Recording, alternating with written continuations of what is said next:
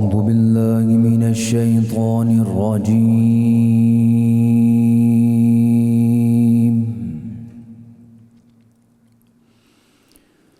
بسم الله الرحمن الرحيم.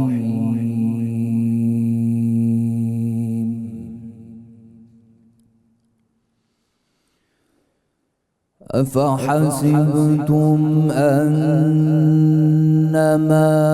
خلقناكم عبثا وأنكم إلينا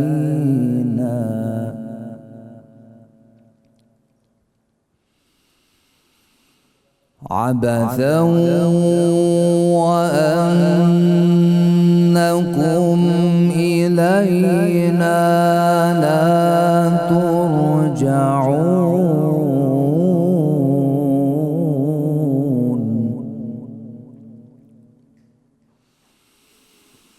فتعالى الله الملك الحق لا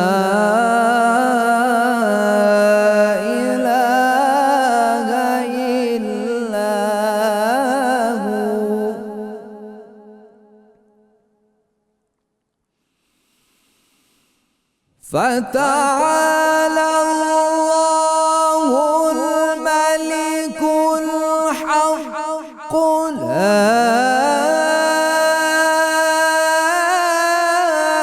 إله إلا هو رب العرش الكريم.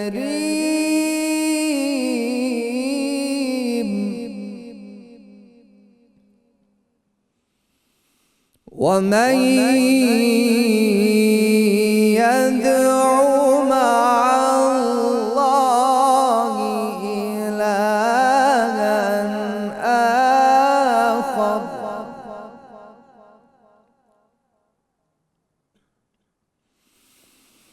لا برهان له به فإنما حسابه عند ربه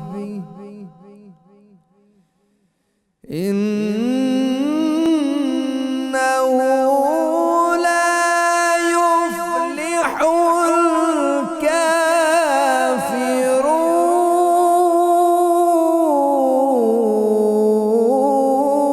الكافرون. وقل رب اغفر وارحم وأنت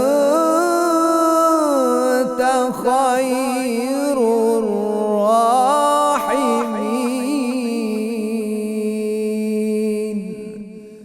صدق الله العظيم.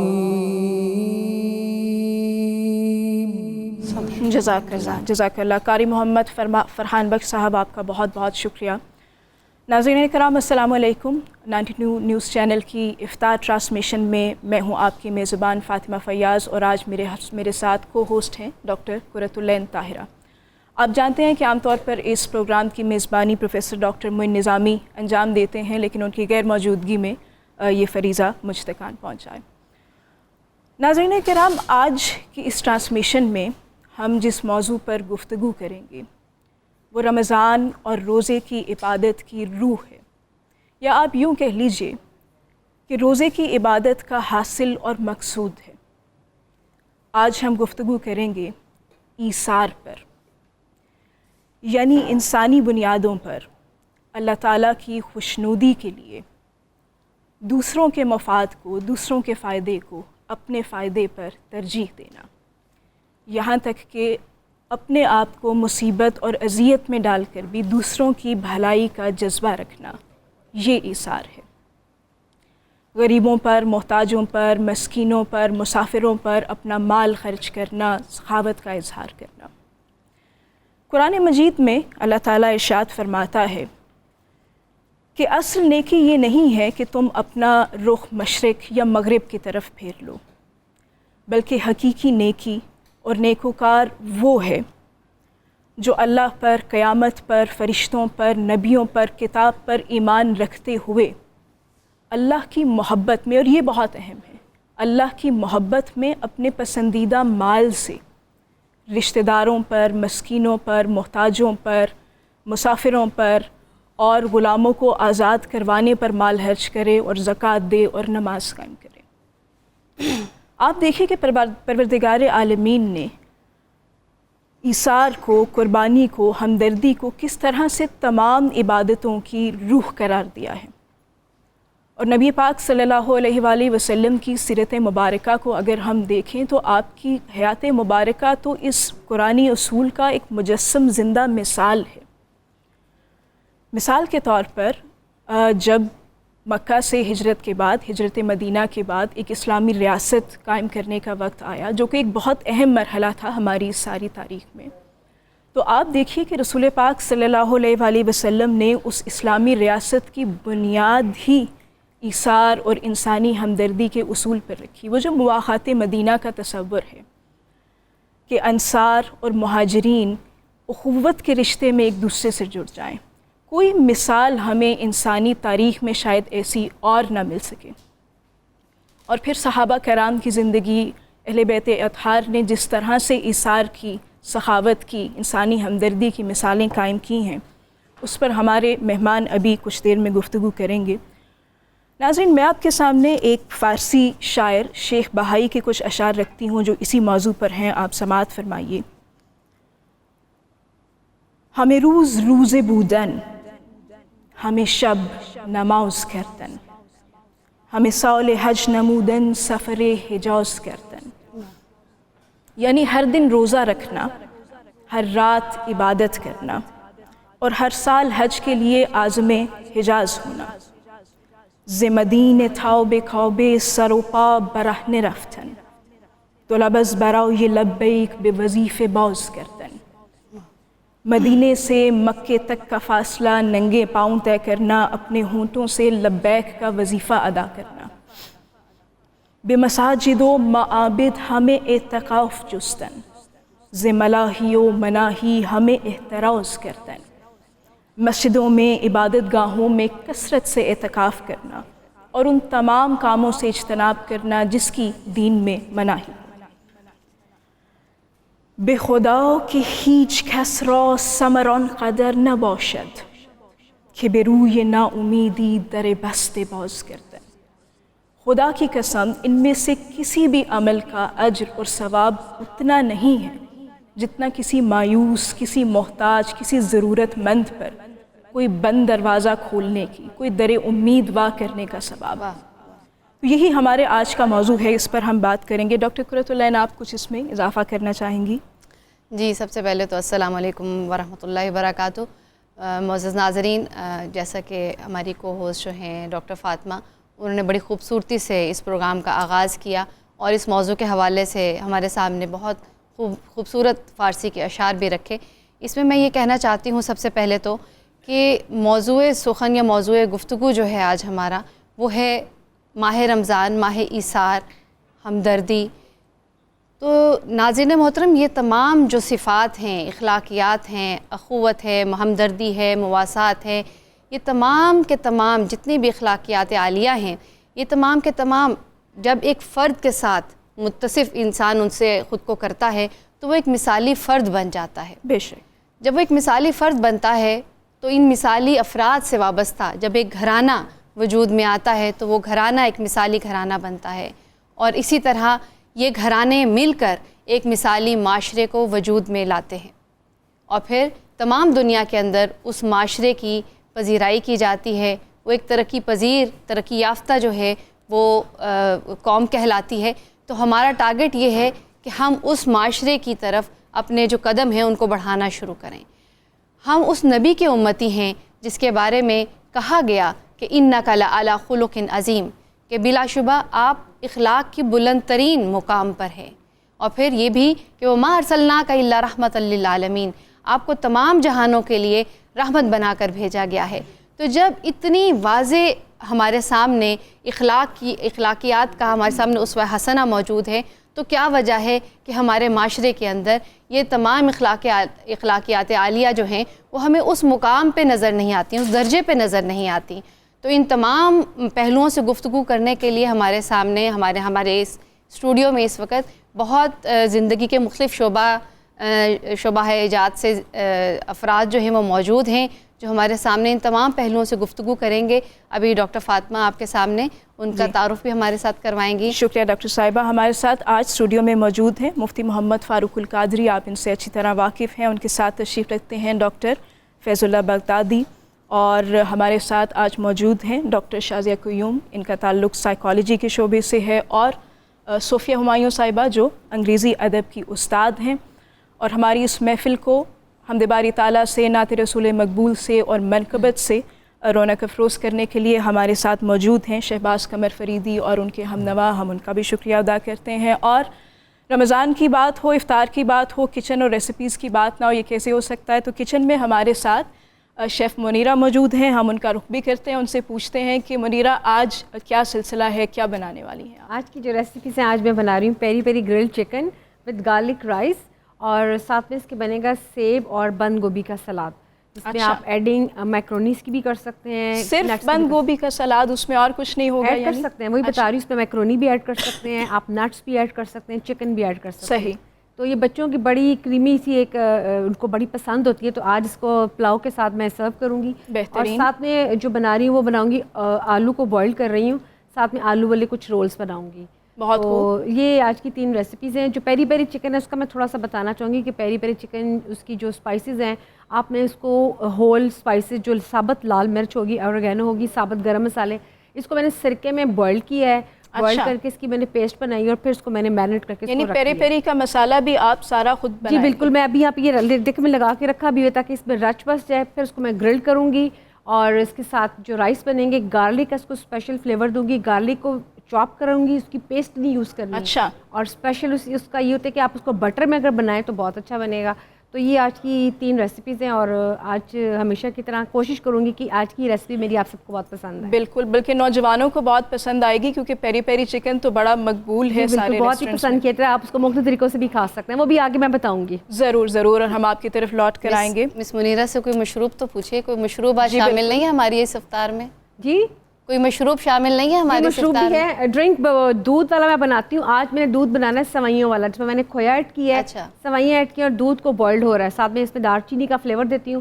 وہ ایک بہت انرجی ڈرنک ہے، تو خاص طور پہ یہ بہت ہی میں اس لیے ریکمینڈ کرتی ہوں بنانے کے لیے، تاکہ سارے دن کی جو ڈی ہائیڈریشن ہوتی ہے، جیسے سب یہاں لوگ ورکنگ کرتے ہیں، تو ایک گلاس اس کے لیے کافی ہوتا ہے۔ بہترین بہترین، ہم آپ کی طرف لوٹ کر آئیں گے بہت جلد۔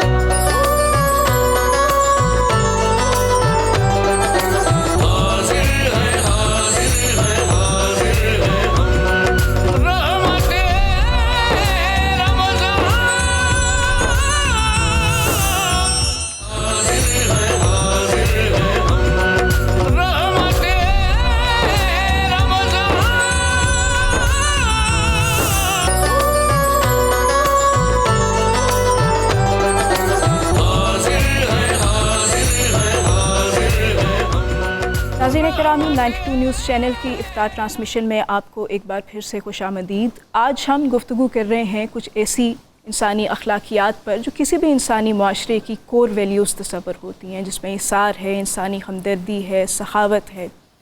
اس حوالے سے ہم اپنے مہمانوں سے گفتگو کا آغاز کرتے ہیں۔ مفتی صاحب، یہ فرمائیے گا کہ قرآن مجید میں جو انسانی معاشرے کی تشکیل کا تصور ہے، جو ایک ڈیولپمنٹ آف ہیومن سوسائٹی کا آئیڈیا ہے، اس میں یہ ساری ویلیوز جس میں سخاوت بھی ہے، ہمدردی بھی ہے، وہ کتنی اہمیت کی حامل ہیں؟ بسم اللہ الرحمن الرحیم۔ ڈاکٹر صاحبہ، اسلامی معاشرے میں جی جو بنیادیں استوار کی گئی ہیں، ان بنیادوں میں اخوت ہے، اور اس کے ساتھ احساس، ایثار، اعانت اور ہمدردی کے جذبات بطور خاص اس پر توجہ دی گئی ہے، تاکید کی گئی ہے۔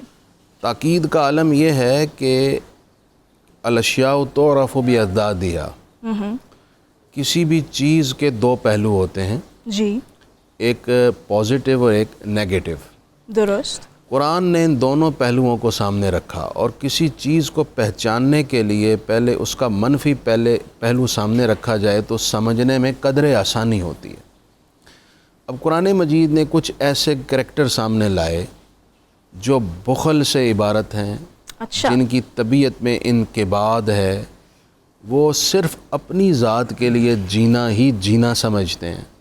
اب قرآن نے کہا فَذَلِكَ الَّذِي يَدُعُ الْيَتِيمَ, یہ تو ایسے لوگ ہیں یتیموں کو دھکے دیتے ہیں. اللہ اکبر. وَلَا يَحُضُّ عَلَى طَعَامِ الْمِسْكِينِ, دوسروں کی اپنی جیب سے خدمت کرنا اور ایثار کرتے ہوئے ان کو مالی فوائد پیش کرنا تو دور کی بات, یہ کسی کو کسی کی مدد کی ترغیب دلانا بھی گوارا نہیں کرتے. اللہ اللہ.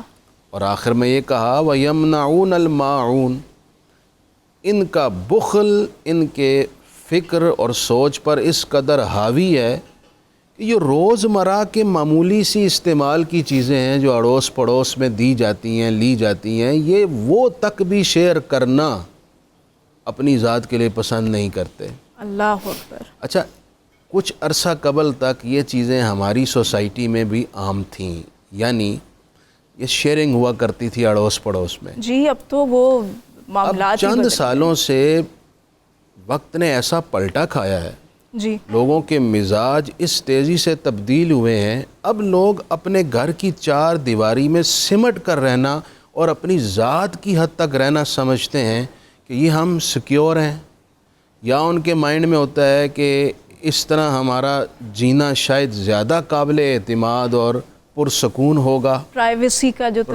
کا تصور پیش کیا گیا, لیکن یہ قرآنی تصورات کے بالکل برعکس ہے. اچھا, ایک یہ چہرہ تھا, بلکہ سورہ آل عمران کی مجھے آیت یاد آ رہی ہے. اللہ تعالیٰ نے اس رویے کی مذمت کرتے ہوئے اس قدر ناراضگی کا اظہار فرمایا وَلَا يَحْسَبَنَّ الَّذِينَ يَبْخَلُونَ بِمَا آتَاهُمُ اللَّهُ مِنْ فَضْلِهِ هُوَ خَيْرٌ لَهُمْ بَلْ هُوَ شَرٌّ لَهُمْ, یہ لوگ جو بخل کرتے ہیں اور پیسے کو بھر کر بھرا رکھا ہوا ہے اور دوسرے محتاجوں, غریبوں, ناداروں اور ضرورت مندوں پر خرچ کرتے ان کی جان جاتی ہے, یہ سمجھتے ہیں کہ یہ جمع کرنا ان کے لیے بہتر ہے. اللہ. بل ہوا شر لہم, یہ تو ان کے لیے بہت برا ہے. سیطوقون ما بخلوا بہ یوم القیامہ, قیامت کے دن جب یہ لوگ, یہ جو بخیل اور کنجوس لوگ ہیں, اللہ کے سامنے آئیں گے تو ان کے اس جمع شدہ مال کا توق بنا کر ان کے گلے میں ڈال دیا جائے گا. یہ ان کی قیامت کے دن حالت زار ہوگی. اور دوسری طرف جی جو ایثار کا مظاہرہ کرے, احساس کا کرے, اس کی تعریف کی, یعنی پہلے سارا منفی پہلو بتا دیا مختلف مقامات پر. اب دیکھیے, ایک طرف فرمایا رسول اللہ صلی اللہ علیہ وآلہ وسلم نے جو سوسائٹی قائم کی مدینہ طیبہ میں, جی ریاست مدینہ کے ان عظیم اور قد آور افراد کا کردار بیان کرتے ہوئے فرمایا جی وَيُؤْثِرُونَ عَلَىٰ أَنفُسِهِمْ وَلَوْ كَانَ بِهِمْ خَصَاصَةٌ, یہ وہ عظیم لوگ ہیں دوسرے کی پریشانی دیکھ کر اتنا تڑپتے ہیں کہ خود کس قدر ضرورت کیوں نہ ہو, جو کچھ اپنے پاس ہے وہ اٹھا کر دوسرے کو دے دیتے ہیں. سبحان اللہ. کیا اب اس کی بہت سارے واقعات ہیں, میں اس طرف بعد میں آؤں گا. ایک اور آیت آپ کی نظر کروں. ارشاد. اللہ تعالیٰ نے سورہ دہر میں ایک آیت مقدسہ نازل فرمائی. جی بعض مفسرین نے کہا یہ اہل بیت کا کریکٹر تھا جس کو قرآن مجید کے عمومی الفاظ میں ذکر کیا گیا. جی وَيُطْعِمُونَ عَلَىٰ حُبِّهِ مِسْكِينًا وَيَتِيمًا وَأَسِيرًا, کہ یہ جو لوگ ہیں یہ مسکینوں کو, یتیموں کو, قیدیوں کو کھلاتے ہیں, اور کھلانے کا مقصد سوسائٹی میں نام بنانا یا اپنے آپ کو پروموٹ کرنا نہیں, یا کل میں نے ووٹ لینے ہیں تھوڑی سی شو بازی بھی کر لوں, یہ نہیں ہوتا. کیا وجہ ہے؟ قرآن کہتا ہے انما ندعمہم لوجہ اللہ, یہ صرف اس لیے غرباء, مساکین اور نادار افراد کی خدمت کرتے ہیں کہ اللہ راضی ہو جائے. کیا بات ہے, ماشاءاللہ. اس میں نہ صرف خرچ کرنے کی ترغیب ہے اور تعریف ہے اور پسندیدگی ہے, بلکہ خرچ کرنے والے کے اندر کیا چلنا چاہیے، کیا تصور ہو، اس خلوص کا بھی ذکر کیا تاکہ خرچ کرنے والے کے پیش نظر یہ رہے کہ اگر میں نے رضائے الہی کے علاوہ کسی اور مقصد سے خرچ کیا ہے میرا دیا ہوا سب بیکار جائے گا۔ بالکل یہ خوبصورت دونوں طرفوں کے کریکٹر بیان کر کے قرآن نے اسلامی معاشرے کا ذکر کیا ہے کہ ان کی اعانت اور ایثار کے جذبات ہی ہیں جو انہیں ممتاز کرتے ہیں۔ کیا بات ہے، بہت خوب۔ بہت خوبصورتی سے مفتی صاحب آپ نے قرآن کے اندر سے وہ مقامات ہمارے سامنے لے کے آئے جس میں ایثار اور قربانی اور خلوص کے حوالے سے بات کی گئی تھی۔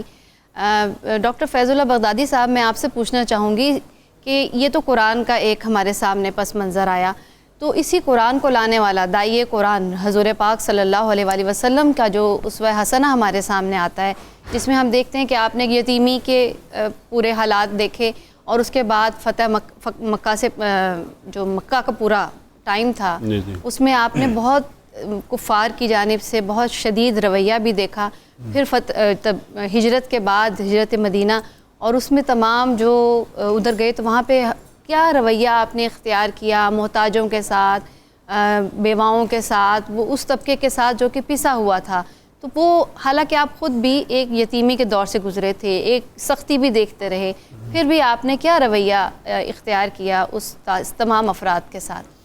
بسم اللہ الرحمن الرحیم۔ بہت شکریہ ڈاکٹر قرۃ العین صاحبہ۔ بلا شبہ جو اسلام کا ابتدائی دور ہے یہ انتہائی کٹھن دور تھا، کیونکہ اسلام نے ایک ایسے معاشرے کو چیلنج کیا تھا جس معاشرے کو آج بھی ہم زمانہ جاہلیت سے پکارتے ہیں۔ بالکل۔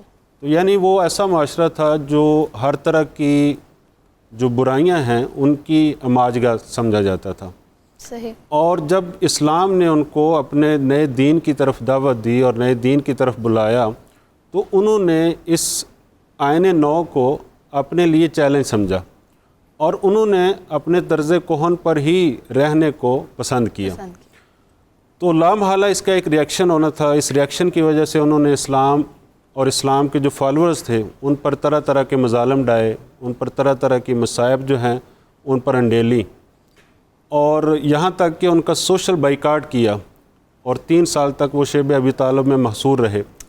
اب ان ادوار میں جب اسلام کی افرادی قوت بھی نہایت قلیل تھی اور ان کے پاس غلبہ بھی نہیں تھا اور جو قوت نافذہ ہے وہ بھی ان کے پاس نہیں تھی، اور غلامی کا دور تھا، بہت سارے مسلمان ایسے تھے جو غلام تھے اور غلامی کی حالت میں انہوں نے اسلام قبول کیا تھا، تو اس دور میں سب سے زیادہ جو ضرورت تھی وہ معاشی طور پر مسلمانوں کو اسٹیبلش کرنے کی تھی، اور معاشی طور پر اسٹیبلش کرنے کے لیے جو ہے وہ ایثار ایک ایسی چیز تھی جس کے ذریعے وہ معاشی طور پر مضبوط ہو سکتے تھے۔ تو اس لیے مختلف چیزوں میں جو ہے قرآن پاک نے ان کو ایثار کی دعوت دی، انفاق کی دعوت دی، اور فرمایا مما رزقناہم ینفقون، کہ جو مال ہم نے ان کو دیا ہے اس میں سے وہ خرچ کرتے ہیں۔ اسی طرح ڈاکٹر صاحب یعنی یہ تمام تکالیف نے ان کے اس جذبات کو ختم نہیں کیا بلکہ اور بڑھا دیا، یعنی ایثار کے جذبے کو بڑھا دیا، قربانی کے جذبے کو بڑھا دیا۔ جب اللہ اور اس کے رسول نے اس ایثار کی ترغیب ان کو دی تو اس ترغیب کے ناطے انہوں نے پھر جو کچھ ان کے پاس جمع پونجی تھی اور جو صحابہ ایسے تھے جو بڑے مالدار تھے انہوں نے سب کچھ اپنا مال جو ہے وہ پانی کی طرح بہایا اور اسلام اور اہلیان اسلام کے لیے جو کچھ وہ کر سکتے تھے انہوں نے کیا۔ لیکن اس میں بھی جو رول ماڈل تھے وہ حضور نبی اکرم صلی اللہ علیہ وسلم کی ذات تھی۔ جس طرح آپ باقی چیزوں میں رول ماڈل تھے مسلمانوں کے لیے، اسی طرح ایثار کے معاملے میں بھی آپ علیہ الصلوۃ والسلام اپنے صحابہ کے لیے رول ماڈل تھے، اور آپ علیہ الصلوۃ والسلام ایثار کا ایک اعلیٰ نمونہ تھے، اور آپ کی ڈکشنری میں لا تو تھا ہی نہیں، جیسا کہ فرزدے کے ایک شاعر ہے اموی دور کا، تو وہ اپنے شعر میں کہتا ہے کہ ما قال لا قط الا فی التشہد، حضور نبی اکرم صلی اللہ علیہ وسلم نے کبھی بھی لا نہیں فرمایا مگر تشہد میں، ولولا تشہد کان لاؤہ نعم، اور اگر تشہد نہ ہوتا تو آپ کا جو لا ہے وہ بھی نعم ہونا تھا۔ تو اس کی بے شمار مثالیں ہیں، لیکن میں ایک واقعہ آپ کے سامنے رکھتا ہوں جس سے ہمیں ایثار کا مفہوم جو ہے وہ اس کو سمجھنے میں بڑی آسانی ہوگی۔ एक दफ़ा एक खातून ने अपने बेटे को हुज़ूर नबी अकरम सल्लल्लाहु अलैहि वसल्लम की बारगाह में भेजा और जाके उस बच्चे को कहा कि आप जाओ और हुज़ूर अलैहिस्सलातु वस्सलाम से उनकी कमीज़ का मुतालबा करो, या ये जाके कहो कि मेरी वालदा आपसे किसी लिबास की डिमांड कर रही है। अब वो बच्चा जाता है, हुज़ूर नबी अकरम सल्लल्लाहु अलैहि वसल्लम अपने सहाबा के जुर्मट में तशरीफ़ फरमा हैं, तो आप ये भी देखें कि बच्चे को एक्सेस है, कोई दरबान नहीं है, कोई रोक रुकावट नहीं है। वो आके सवाल करता है और अपनी माँ का मुतालबा आप अलैहिस्सलातु वस्सलाम के सामने रखता है कि इन्ना उम्मी तस्तक्सी का दिर अन, कि मेरी माँ जो है वो आपसे एक दिर का वैसे मतलब तो डाल होता है, लेकिन यहाँ दिर का मतलब ऐसा लिबास है जो इंसान को गर्मी और सर्दी से बचाता है। अच्छा। तो आप अलैहिस्सलातु वस्सलाम के पास चूँकि एक ही कमीज़ मुबारक थी तो आपने उसको बिठा दिया। क्या बात है। और आप इस इंतज़ार में थे कि अगर कहीं से कमीज़ का इंतज़ाम हो जाए तो मैं इसको कमीज़ दे दूँ। किस कदर इसार। तो अब बच्चा था, उसने थोड़ी देर इंतज़ार किया, आप अलैहिस्सलातु वस्सलाम उसको बिठाते थे कि बेटा बैठ जाओ, अभी आपका कुछ करते हैं, उसको नो नहीं किया। तो वो अब बेटा ज़्यादा देर बैठा नहीं है, वो कुछ देर के बाद जो है वो चला गया घर और जाके वालदा को सारा माजरा बताया। अब वालदा को भी यकीन था कि यहाँ से ला तो है ही नहीं, नाम ही होना है और कमीज़ बिल आखिर मिल ही जानी है। दोबारा भेजा और जाके कहा कि बेटे जाओ और जाके ये कहो कि जो आपके बदन मुबारक पर कमीज़ है मेरी वालदा उसका मुतालबा कर रही है। अल्हम्दुलिल्लाह। तो अब हुज़ूर नबी अकरम सल्लल्लाहु अलैहि वसल्लम अपने घर तशरीफ़ ले जाते हैं, बेटे को साथ ले जाते हैं और अपनी कमीज़ मुबारक उतार के उसको दे देते हैं और ख़ुद बग़ैर कमीज़ के अपने घर में बैठ जाते हैं। मीनवाइल जो है वो अज़ान का टाइम हो जाता है, हज़रत बिलाल अज़ान देते हैं, तो सहाबा परेशान हो जाते हैं कि इतनी देर गुजर गई है और हुज़ूर नबी अकरम सल्लल्लाहु अलैहि वसल्लम तशरीफ़ नहीं लाए। तो एक सहाबी जाते हैं, जाके देखते हैं तो हुज़ूर अलैहिस्सलातु वस्सलाम जो है वो बग़ैर कमीज़ के बैठे हैं। ये होता है इसार कि आप अलैहिस्सलातु वस्सलाम ने नो नहीं किया, बल्कि एक ही जो कमीज़ थी वो भी उतार के वो भी बच्चे यानी को यूसिरून अला अनफुसिहिम की अमली तफसीर, यानी आपकी कैसी अच्छी बात की। डॉक्टर शाज़िया आपकी तरफ आते हैं। जिस दौर में हम रहते हैं, कैपिटलिस्ट सोसाइटी है, कंज्यूमर कल्चर है, और वो सिर्फ वेस्ट में नहीं है, पूरी थर्ड वर्ल्ड कंट्री भी जो है वो ज़ाहिर है उसके असर में। जी बिल्कुल। वो जैसा मुआशरा तश्कील देती है कैपिटलिस्ट आइडियाज़ जो हैं, उसमें तो हमारी जो वर्थ है वो पहचानी जाती है इस बात से कि व्हाट डू वी हैव, हमारे पास क्या है, हमने जमा क्या किया है। उसमें ख़र्च करना तो कोई ऐसी काबिल तहसीन जो है वो सिफत नहीं है। ऐसी सोसाइटी में रहते हुए, ऐसे दौर में रहते हुए हम किस तरह से ये जो सारी कोर वैल्यूज़ हैं, हम इसार की बात कर रहे हैं, हम माल खर्च करने की बात कर रहे हैं, हम अपने आप को मुसीबत में डालकर भी दूसरों की भलाई की, कैसे हम अपनी सोसाइटी में ये वैल्यूज़ पैदा करेंगे इस दौर में? बिस्मिल्लाहिर्रहमानिर्रहीम। डॉक्टर साहब आपने बड़ी अच्छी बात की कि आज के दौर को अगर हम मैच करें, डॉक्टर साहब ने हमें जो भी बात बताई, वो दौर तो अब हमारे में कहीं नज़र ही नहीं आता। हम सब अपने ख़ुद गर्जी के दौर में बैठे हुए हैं। लेकिन अभी भी देखिए, जब एक बच्चा पैदा होता है तो हम उसको बताते हैं कि तुम किस मज़हब से हो। बिल्कुल। उसको हम कलमा पढ़ाते हैं, उसको हम नमाज सिखाते हैं, उसको हम मुख्तलिफ़ मजहबी जो इबादत हैं वो सिखाते हैं। तो साथ साथ हम उसके अखलाक की तरबियत भी करते हैं। ऐसा ही। और उसको हम खुशी गमी बताते हैं, उसको साथ मिलकर चलना बताते हैं, उसको हम शेयरिंग बताते हैं। बिल्कुल। सो मेरे ख़्याल में ये वो इक़्तिदार हैं जो हम शुरू से देते हैं। और शुरू कहाँ है? पहली जो गोद है वो माँ की गोद। माँ की गोद है। अब वो औरत जिसने अपने जिस्म पे तकलीफ़ सही जी और उस बच्चे को पैदा किया, उसके बाद उसने अपना दिन रात उस बच्चे पे लगाया। ऐसा ही है। और वो बच्चा परवान चढ़ाना शुरू हुई। अब वो मोहब्बत, वो जज्बात जो उसने उस बच्चे को दिया, अब उसने सिर्फ जज्बा नहीं देना, उसने वो एहसास भी उस बच्चे में डालना है, क्योंकि ये एक तरफा चीज़ नहीं है, ऐसा ही। ये दो तरफा चीज़ है। अब उसी माँ ने उसको प्यार सिखाना है, उसी माँ ने कुर्बानी सिखानी है, उसी माँ ने ये सिखाना है कि ये बड़ा है, इसकी इज्जत करनी है, ये छोटा है, इससे प्यार करना है। बिल्कुल। अगर आप देखें तो हर चीज़ में इज्जत, प्यार, मोहब्बत, دینے کی بات آ رہی ہے, ایسا ہی لینے کی بات لینے کی بات. کیا اچھی بات کی آپ نے. ہر چیز میں ہم دے رہے ہیں, بالکل. اور یہ تو کہا جاتا ہے کہ دینے والا ہاتھ بہتر ہے لینے والے ہاتھ سے. ایسا ہی ہے. سو ہم نے یہ سکھانا ہے کہ تم دے سکتے ہو. ہم نے اپنی اولاد کو, بچوں کو یہ سکھانا ہے کہ تم دینے والوں میں سے. جہاں آپ نے بات کیا کیپٹلزم, فائنانس کی, تو ضروری نہیں ہے کہ دینے میں صرف اور صرف فائنانس ہی ہو. اچھے الفاظ بھی تو دیے جا سکتے ہیں. کیسی اچھی بات. بالکل ٹھیک ہے, اگر آپ کے پاس کچھ بھی نہیں ہے اور آپ کسی کا غم سن لیتے ہیں تو وہ بھی بہت بڑا شیئرنگ ہے اس کے لیے, اور بہت بڑا. اب آپ کو کیوں, ہمارے ہاں نفسا نفسی کیوں ہے؟ جو ابھی بات کی مفتی صاحب نے کہ بالکل صحیح تھا کہ پہلے ہمیں محلے سے ہر چیز مل جاتی تھی. اب ہم اپنے دروازے بند کر کے بیٹھے ہوئے ہیں, ہمسائیگی کا تصور ہی نہیں ہے. یہاں تک کہ ساتھ والے کے گھر میں اگر 4 گاڑیاں کھڑی ہوں تو ہمیں پتہ ہی نہیں ہوتا کہ خدا نہ خواستہ کوئی برا وقت ہے یا اچھا وقت ہے. جی ہاں.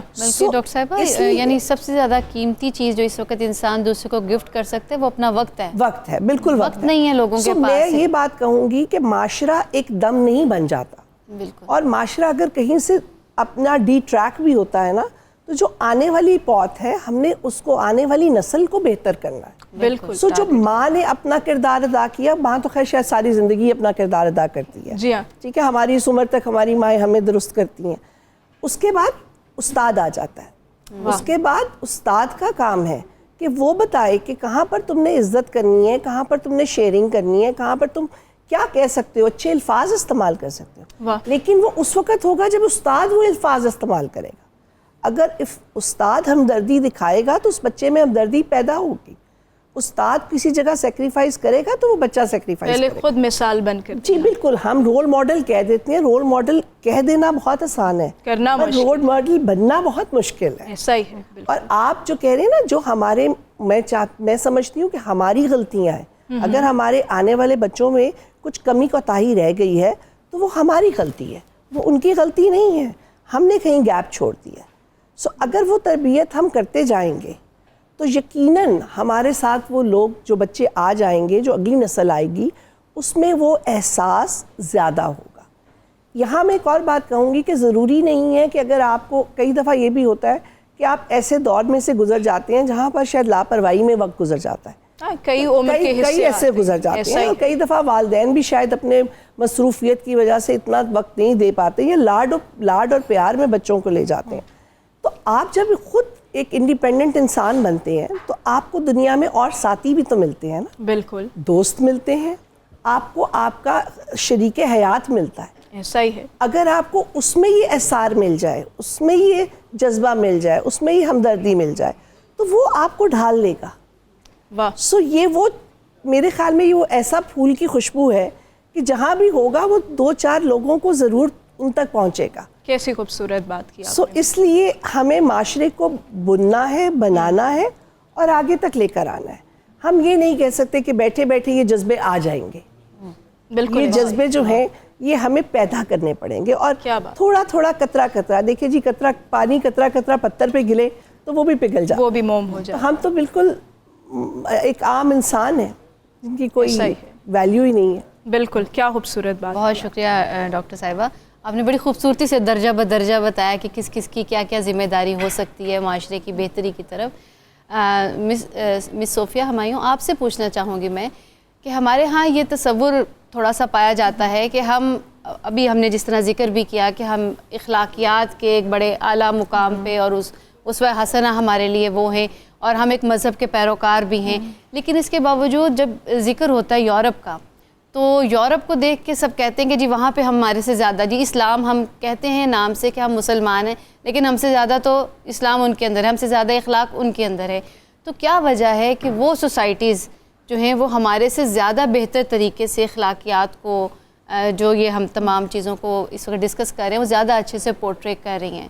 تو آپ کیا سمجھتی ہیں؟ اور اس پہ میں مفتی صاحب سے بھی چاہوں گی کہ وہ بھی اس پہ ضرور کمنٹ کریں کہ یہ تضاد جو ہے وہ ہمیں کیوں نظر آتا ہے. جی پہلے تو السلام علیکم to everyone, and thank you so much for providing me this platform to speak about it. Actually comparison اگر ہم ویسٹرن سوسائٹی کو دیکھتے ہیں تو وی ہیو ٹو انڈرسٹینڈ کہ ویسٹرن سوسائٹی ڈیولپڈ کنٹری ہے, اس کی اسٹیٹ بہت اسٹرانگ ہے, اس کا گورننس سسٹم بہت اسٹرانگ ہے.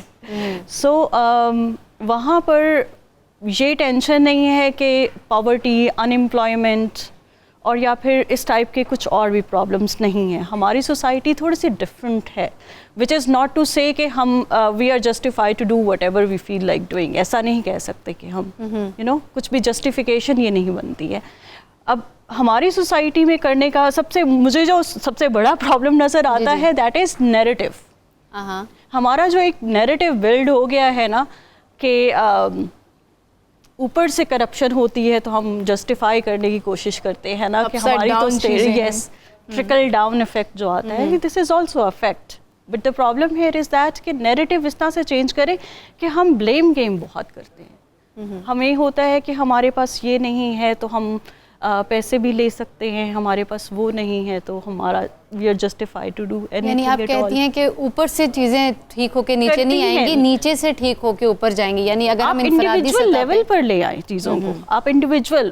اب اگر میں نے اپنی سوسائٹی کو کریکٹ کرنا ہے تو مجھے یہ دیکھنا چاہیے کہ میں کریکٹ ہوں, رائٹ, میرا رویہ ٹھیک ہو. وہی ایس آر جو مواسات کی بات کی جا رہی ہے, ایس آر کی بات کی جا رہی ہے اور خدمت خلق کی بات کی جا رہی ہے, ہمدردی کی بات کی جا رہی ہے یا رحم دلی کی بات کی جا رہی ہے. پہلے تو مجھے رحم دل ہونا ہے نا. بالکل. I have to look at myself. جی. اگر میں رحم دل ہوں ایز اے ٹیچر, اگر میں اپنے اسٹوڈنٹ کے ساتھ امپیتھیٹک ہوں, ایز اے مدر میں اپنی بچوں کے ساتھ اس طرح سے ہوں, تو ڈیفینیٹلی جیسے کہتے ہیں کہ ہیومنس آبزرویشن کے تھرو لرن کرتے ہیں. بالکل. We can never dictate a little child. ہم کسی کو ڈکٹیٹ نہیں کر سکتے. ہم کسی کو بھی کہیں, بچے کو یا بڑے کو کہیں کہ یہ کرو, تو مے بی وہ نہیں کرے گا. لیکن جب ہم خود کر کے دکھائیں گے تو they will learn through observation. So that is something is problem here کہ ہمیں نا یہ بلیم کی عادت پڑ گئی ہے کہ اس کی وجہ سے یہ پرابلم ہے یا اس کی وجہ سے یہ پرابلم ہے.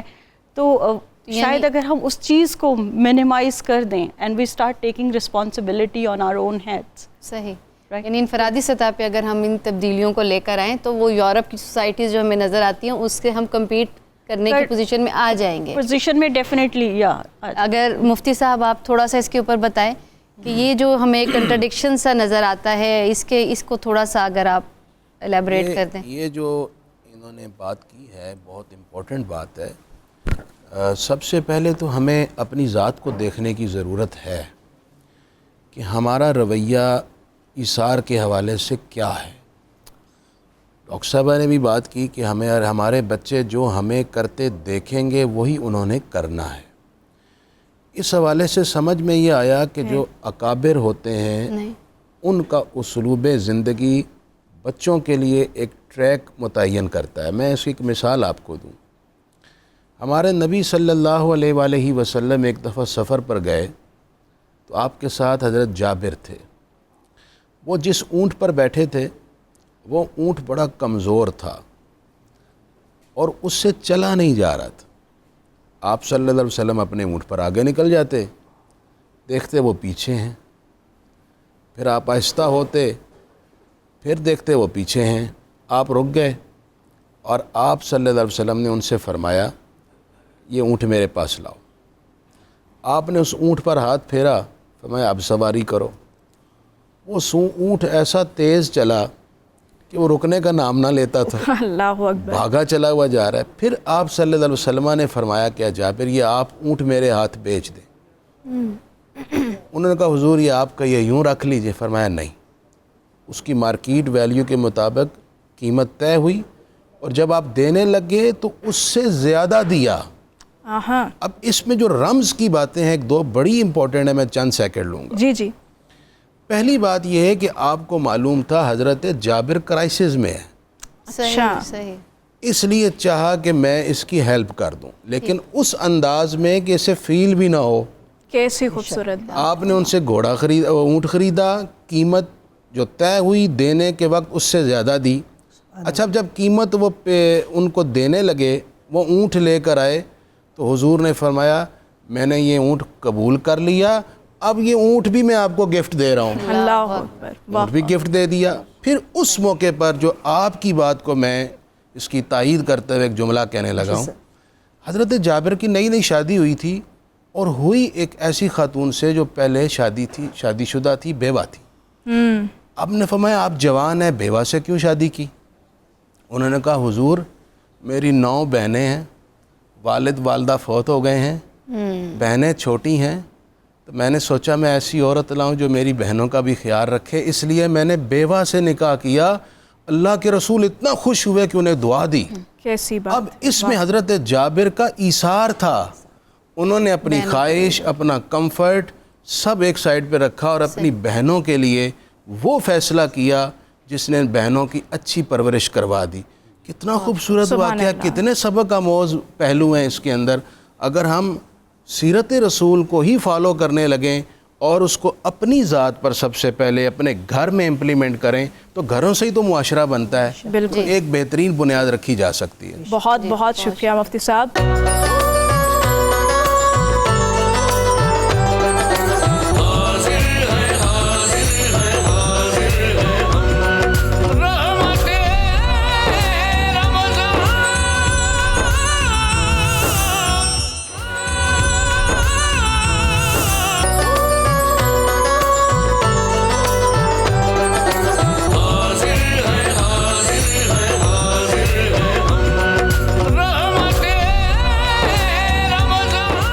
ناظرین گرامی 92 نیوز چینل کی افطار ٹرانسمیشن میں ایک بار پھر سے آپ سب کو خوش آمدید کہتے ہیں. آج ہم گفتگو کر رہے ہیں کچھ ایسی ہیومن ویلیوز پر جس میں ایثار شامل ہے, ہمدردی شامل ہے, غم گساری شامل ہے, سخاوت ہے, جو کسی بھی انسانی معاشرے میں بڑی بنیادی اہمیت کی حامل ہوتی ہیں.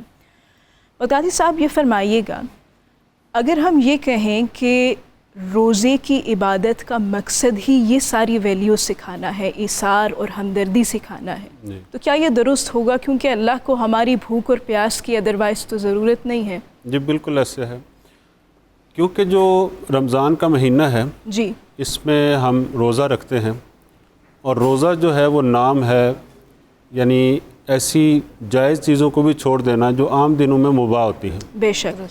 اس میں ہم بھوک اور پیاس کی حالت میں رہتے ہیں, اور یہ جو بھوک اور پیاس ہے یہ اللہ تعالیٰ کی جو روزے کی حکمتیں ہیں ان میں سے ایک حکمت یہ بھی ہے کہ ہم جب بھوک اور پیاس کی حالت سے گزریں تو ہمیں ان لوگوں کا جو نادار ہیں, جو مفلوق الحال ہیں, جن کے پاس کھانے پینے کا کچھ نہیں ہوتا, روکھی سوکھی کھا کے وہ اپنا گزارا کر رہے ہیں, تاکہ ان کا احساس بھی ہمارے دلوں میں پیدا ہو. بالکل. اسی طرح ایک بڑی طویل حدیث ہے جس میں حضور نبی اکرم صلی اللہ علیہ وسلم نے ایک رمضان کا پورا نقشہ کھینچا ہے جی, اور اس میں جتنی بھی عبادات ہیں اور ان کے اوپر جو پھر جو فضائل ہیں ان کے, اور ان پر جو اجر و ثواب ہمیں ملتا ہے اس کا نقشہ کھینچا ہے جی. وہ طویل حدیث بیان کرنا مقصود نہیں ہے, اس میں سے جو ریلیونٹ حصہ ہے وہ میں آپ کے سامنے رکھتا ہوں. ضرور. اس میں حضور نبی اکرم صلی اللہ علیہ وسلم نے اس مہینے کے مختلف نام بیان کیے ہیں. اچھا. اس کو شہر عظیم بھی کہا ہے, شہر کہتے ہیں عربی میں مہینے کو, بالکل. یہ ایک عظیم مہینہ ہے. شہر مبارک بھی اسے کہا ہے کہ ایک مبارک مہینہ ہے. اور جو آج کے ٹاپک سے ریلیونٹ حصہ ہے وہ یہ ہے کہ اس کو شہر المواسات بھی کہا ہے. اچھا. مواسات کا مطلب ہے ہمدردی, غم خواری, غم گساری, دوسروں کا خیال رکھنا, دوسروں کی کیئرنگ کرنا, یہ مواسات کا مطلب ہے. درست. اب مواسات بیان کر کے اس کے آگے پھر جو ہے وہ روزہ افطار کرنے کی فضیلت بیان کی ہے. اچھا. کہ روزہ افطار جو کروائے گا کسی کو, اللہ تبارک و تعالیٰ اس کو جنت عطا کرے گا اور جہنم سے اس کی خلاصی اس کو دے گا. اتنی بڑی اس کا اجر ہے, اتنی فضیلت. اب صحابہ جو ہے انہوں نے سوال کیا کہ یا رسول اللہ, ہم میں سے ایسے بھی ہیں جو روزہ افطار کرنے کی گنجائش نہیں رکھتے, ان کے پاس اتنی استطاعت اور طاقت نہیں ہے کہ وہ دوسروں کا روزہ افطار کروائیں. جی. تو حضور نبی اکرم صلی اللہ علیہ وسلم نے اس کا حل اسی حدیث میں پیش فرما دیا. اچھا. تو آپ علیہ الصلوۃ والسلام نے فرمایا کہ یہ اجر و ثواب جو ہے روزہ افطار کرنے کا, یہ اس کو بھی ملے گا جو کسی کو ایک کھجور کے ساتھ روزہ افطار کروا. اللہ اکبر. ایک کھجور. ایک کھجور. علی تمرتن, تمر بھی نہیں فرمایا, تمرتن. تو تمرہ کا مطلب ہے ایک کھجور. اگر تمرہ نہیں ہے تو شربت مائن, ایک پانی کا گھونٹ کسی کو پلا دے تو اس سے اس کو وہی اجر ملے گا. اگر یہ بھی نہیں ہے تو مزکۃ لبن, کہ ایک لسی کا گھونٹ ہی کسی کو پلا دے تو یہ اس سے بھی افطاری ہو جائے گی. اب یہ کتنا سادہ ہمارا دین ہے, کوانٹٹی میٹر نہیں کرتی, کہ نہیں کرتے. یہ جو تکلفات ہیں یہ ہمارے اپنے پیدا کردہ ہیں. اسلام نے اس طرح کا ہمیں سبق نہیں دیا کہ آپ اتنی چیزیں ہوں پھر ہی دوسرے کو افطاری کروائیں, اور آپ کے پاس سادہ ہے تو آپ کسی کو افطاری نہ کروائیں. تو اسی طرح دوسری جو چیز اس میں حضور نبی اکرم صلی اللہ علیہ وسلم نے فرمائی وہ یہ ہے کہ من خفف عن مملوکہ ہی, کہ جو اپنے کسی غلام سے جو ہے وہ اس پر تخفیف کرے گا اس مہینے میں, تو اس کے لیے بھی اجر و ثواب ہے. واہ, اس کا اجر بھی 70 گنا جو ہے وہ بڑھا دیا جائے گا. کیونکہ رمضان کے اندر آتا ہے کہ جو بندہ عام دنوں میں نفل پڑھتا ہے, اگر رمضان میں نفل پڑھتا ہے تو اس کا ثواب ایک فرض کے مطابق ہو جاتا ہے. واہ, اور اگر رمضان کے اندر ایک فرض پڑھتا ہے تو اس کا ثواب 70 فرضوں کے مطابق ہو جاتا ہے. تو گویا رمضان کا سارا مہینہ جو ہے وہ ہمیں ایثار سکھاتا ہے, اور یہ سکھاتا ہے کہ ہم اپنے دسترخوان کو ہی نہ سجائیں بلکہ اپنے اڑوس پڑوس, اپنے قریب جو نادار ہیں, محلے میں جو ایسے ہیں ان کا بھی خیال رکھیں. بہت بہت اچھے. جی ڈاکٹر شازیہ, میں آپ سے یہ پوچھنا چاہتی ہوں کہ ابھی ایثار کے حوالے سے بات ہو رہی ہے اور بڑا تفصیل سے اس کے اوپر ہم بات کر رہے ہیں. آپ ذرا بتائیے گا کہ کیا مالی ایثار کے علاوہ بھی کوئی اور شکلیں ہو سکتی ہیں, اور بچوں کے لیے کس طرح سے ہم اس کو ان کی ابتدائی عمر سے شروع کر سکتے ہیں؟ بالکل. پہلے تو میں یہ چاہوں گی کہ جو آپ نے پہلا حصہ بیان کیا کہ مال کے علاوہ بھی تو اثار ہو سکتا ہے. جس طرح دیکھیں ہر پروفیشن میں اثار جگہ ہے. جی مفتی صاحب بیٹھے ہوئے ہیں, یقیناً ان سے لوگ ملنا چاہتے ہوں گے, بہت سے سوال کرنا چاہتے ہوں گے, بہت سے مشورے. اگر آپ کچھ وقت رمضان میں ان کے لیے وقف کر دیں کہ لوگ آئیں اور آ کے آپ سے سب کچھ مشکلات اپنی بیان کریں اور ان کا جواب آپ ان کو دیں, یہ بھی تو اثار ہے. ایک ڈاکٹر ہے جس کی فیس 5,000 4,000 3,000 ہے, وہ اگر پورے دن میں رمضان کے مہینے میں 2 گھنٹے دے دیا کرے اور ان لوگوں کو دے دیا کرے جو اس تک نہیں پہنچ پاتے, تو وہ بھی وہی ہے. اسی طرح جب ہم بازار جاتے ہیں, ہم بڑے بڑے مارٹس پہ جاتے ہیں, ہزاروں روپے کے ہم اپنے کارڈ سویپ کر دیتے ہیں, اور جب ہم کسی ٹھیلے پہ پہنچتے ہیں اور پوچھتے ہیں آلو کس طرح ہے تو وہ کہتا ہے 100 روپے, تو ہم کہتے ہیں بھائی 80 لگا لو. ہم وہ 20 بھی بچا رہے ہوتے ہیں. وہ 20 کیوں نہ رمضان میں ہم چھوڑ دیں. صحیح. اور دوسری طرف جب کوئی آپ کے پاس آتا ہے, آپ ایک ٹھیلے والے ہیں, آپ کچھ نہیں کر سکتے, آپ خود اپنے بچوں کا پیٹ پال رہے ہیں, وہاں آپ کے پاس کوئی 2 سیب خریدنے آیا ہے, اس کو اگر آپ تھوڑی سی کنسیشن دے دیتے ہیں تو وہ آپ کا بہت اونچا درجہ چلا جائے گا. جس درجے پہ آپ ہیں اس حساب سے آپ کر سکتے ہیں. بہت اونچا درجہ. جو 2 کلو والا ہے اس کو آپ یقیناً وہ پرائس دیں, لیکن جو 2 بیچارہ اٹھا کے آ رہا ہے اور وہ سائیکل سے گزرتے ہوئے بچے نے اشارہ کر دیا اور وہ لینا چاہ رہا ہے, تو آپ اس کو جج کر کے دیتے ہیں, تو وہ ایک سیب آپ کا اس وقت پتہ نہیں آپ کو کن درجات پہ پہنچا دے. تو میرے خیال میں ہر پروفیشن میں ہمارے پاس جگہ ہے. لائر ہے, وہ اپنا ٹائم دے دے تھوڑا سا. سو رمضان میں اگر ہم اپنے کسی فیل کو کئی گنا کرنا چاہتے ہیں تو ہم اپنی فیلڈ میں سے کچھ وقت لوگوں کو مفت دیں. صحیح. تاکہ وہ سروسز, وہ مہارتیں, وہ ایکسپرٹیز حاصل کر سکیں جو انہیں شاید پورے سال میں قیمتاً نہیں مل پا رہی. اور یہ ایک طرح سے زکوٰۃ بھی ہو جائے گی جو آپ اپنے نکال بھی ہے, یہ صدقہ بھی ہے, یہ لوگوں کے لیے مدد بھی ہے. بالکل. جہاں تک آپ نے بچوں کی بات کی تو وہ میں پہلے بھی کہہ چکی ہوں کہ بچوں کو ہم نے شروع سے سکھانا ہے, اور جب آپ شروع سے سکھاتے ہیں, میں یہ مان ہی نہیں سکتی کہ میں نے بچے کو سکھایا اور وہ نہیں سیکھ سکا. ہم اس کو سکھائیں گے شیئرنگ, اس کو ہم بتائیں گے شیئرنگ, تو ہی وہ آگے شیئر کرے گا. پہلے ہم نے اس کے ہاتھ سے جو چپس کا پیکٹ ہے نا وہ آدھا کروانا ہے. آپ اپنے بچے کو یہ بتائیں گے کہ یہ جو چیز آئی ہے اس کا 3 حصے ہیں, ایک تم بہن بھائیوں کا ہے اور ایک اس بچی کا ہے جو آپ کے گھر میں کام کرتی ہے. تو وہ کچھ وقت کے بعد دیکھیے گا, 1-1.5 سال کے بعد آپ کا بچہ خود اس کا حصہ نکال دے گا, آپ کو نہیں نکالنا پڑے گا. یہ بھی تو مسئلہ ہو جاتا ہے نا, مائیں جب بچوں کو لنچ دیتی ہیں تو کہتی ہیں خود کھانا, دوسروں کو نہ کھلا کے آ جانا. تو اس مسئلے کا کیا حل ہے کہ بچہ خود نہیں کھاتا, وہ سارا دیکھیے اگر کوئی بچہ شیئر کر کے آ جاتا ہے نا, اس ماں کو فخر کرنا چاہیے اس بچے. میں تو یہ کہوں گی. صحیح. ٹھیک ہے, اگر وہ کسی کو دے کے آتا ہے تو فخر کیجئے, کوئی بات نہیں, آپ کا بچہ بھوکا نہیں رہے گا. گھر آئے گا آپ اس سے زیادہ اس کے منہ میں نوالا ڈال دیں گی, لیکن اس نے ایک ایسی چیز سیکھ لی ہے شاید آپ نہیں بھی سکھا رہی پر اس نے سیکھ لی ہے. صحیح. سو بانٹ کے کھانا, میں نے پہلے بھی کہا تھا کہ دینے والا بنائیے. جی. اپنے بچے کو صرف دینے والا بنائیے. آپ کی بات بالکل درست ہے. میں جو عیدی اور لینا ہے اگر تو پھر لوگوں کے غم لیجئے, لوگوں کے دکھ لیجئے. بہت عمدہ, بہت ٹھیک ہے, اور لوگوں کی وہ مشکلیں لیجیے, شاید ان کا آپ حل نہ کر سکیں لیکن لے لیجیے. صحیح. میں کاؤنسلنگ بھی کرتی ہوں اور آپ یقین مانیے ایسے ہوتا ہے کہ کئی دفعہ تو جب کلائنٹ پہلی دفعہ بات کرتا ہے تو وہ اس کی پہلے سیشن میں بات کے بعد اس کی آدھی تکلیف ختم ہوئی ہوتی ہے. وہ کہتے ہیں کہ ڈاکٹر صاحب مجھے آپ سے بات کر کے جب آپ نے 2 گھنٹے مجھے دیے اور آپ سنتی نہیں, میں روئی, میں نے یہ کیا, تو اب مجھے لگتا ہے کہ میرا آدھی تکلیف میری ختم ہو گئی. کتھارسس ہو گیا. ایسا کتھارسس ہوتا ہے. تو آپ دیکھیں اب اگر if I am doing it تو مجھے اس وقت رمضان میں ان لوگوں کے پاس جانا چاہیے جس طرح کہ ہم لوگ ایک گروپ ہے, ہم جاتے بھی ہیں کہ جس طرح ماں بسیرا وغیرہ میں اور جیسی جگہوں پہ, اولڈ ہومز میں, تاکہ وہ لوگ آپ سے باتیں کریں.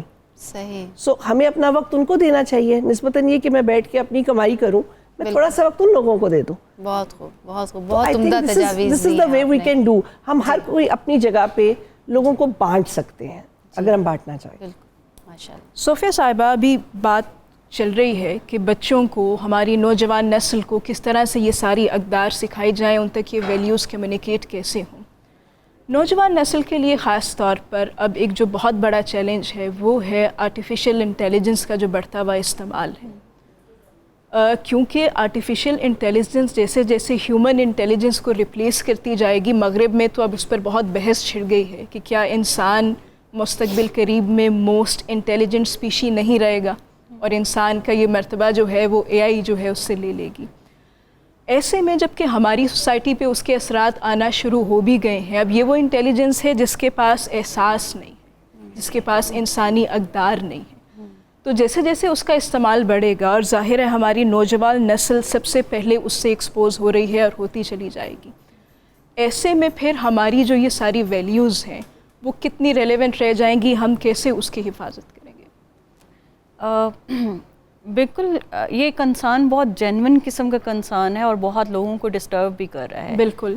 لیکن اب دیکھیں کہ اب اسے اب انسانی اقدار کے بغیر تو ہم ایگزسٹ کر نہیں سکتے. ایسا ہی ہے, رائٹ. کیونکہ سائنس جتنی بھی ترقی کر لے, ہم نے ایک دوسرے کو برداشت کرنا ہے, ایک معاشرے میں رہنا ہے. بالکل, رائٹ. سو اس کے لیے اب یہ اس کو انسانی اقدار انکلکیٹ کیسے کی جائیں, کیونکہ ہمارے جیسے آپ نے خود ہی کہا کہ چھوٹے بچے زیادہ ایکسپوزڈ ہیں ٹورڈز ڈیوائسز اینڈ گیجٹس. تو میرے خیال میں بیسٹ طریقہ یہی ہے, وہ جو ہمارے بچپن میں ہوتا تھا کہ ایک ٹی وی لاؤنج ہوتا تھا اور مل کے کچھ دیکھتے تھے, ٹیلی ویژن میں دیکھتے تھے اور مل کے کھانا کھاتے تھے. تو میرے خیال میں اگر آپ اپنے دن کا 2 گھنٹے بھی اپنے بچوں کے ساتھ فیملی ٹائم کے ساتھ گزار لیں گے تو یو آر انکلکیٹنگ, آپ اتنی ساری ویلیوز ان میں انکلکیٹ کر رہے ہیں, ایک دوسرے کو برداشت کرنے کی, رائٹ, اپنے آپ کو سیکریفائز کرنے کی. You are making that child sacrifice that device for 2 hours اور 1 hour, جو بڑا مشکل جو بہت مشکل ہے. بالکل, ٹھیک ہے, آپ اسے ڈسپلن کر رہے ہیں کیونکہ آپ نے ایک ٹائمنگ سیٹ کی ہوئی ہے کہ یہ ٹائم ہمارے آپس میں بیٹھنے کا, باتیں کرنے کا ہے. اور وہ جو میڈم کہہ رہی ہیں بار بار کہ بات کرنا بہت ضروری ہے. بالکل, جب تک آپ بات نہیں کریں گے مسئلوں کا حل نہیں نکلے گا. بہت ہر جگہ ہمیں کہا جاتا ہے ایموشنز کو سپریس کرو, ایموشنز کو سپریس کرو, غصہ نہیں کرو, یا آپ نے کہیں نہ کہیں تو وہ نکلے گا. تو وہ کیوں نہ آپ اپنی فیملی کے ساتھ بیٹھ کے ایک جگہ پہ بیٹھیں اور اپنی فیملی کے ساتھ وہ کریں, وہ بے شک غصہ ہو, وہ غم ہو, وہ خوشی ہو, وہ جو بھی ہو. اور بہت سے مسائل کا حل تو صرف سننے سے ہی جو ہے سننے سے حل ہو جاتا ہے. بالکل. سو دس از دا ون وے. اور دوسرا یہ ہے کہ اپنی پرانی جتنی بھی ہماری اقدار ہیں, جیسے ہمارے پڑوسیوں کے ساتھ کنیکشن ختم ہو گیا ہے, تو اس کو تھوڑا سا ریوائیو کرنے کی کیسے ضرورت ہے. مجھے رمضان اس لحاظ سے بڑا اچھا لگتا ہے, جو وہ ایک ٹرے آتی ہے آنٹی کی طرف سے, اور اس میں وہ 2-3 بے شک وہ تھوڑی تھوڑی چیزیں ہوتی ہیں, but this is a great gesture.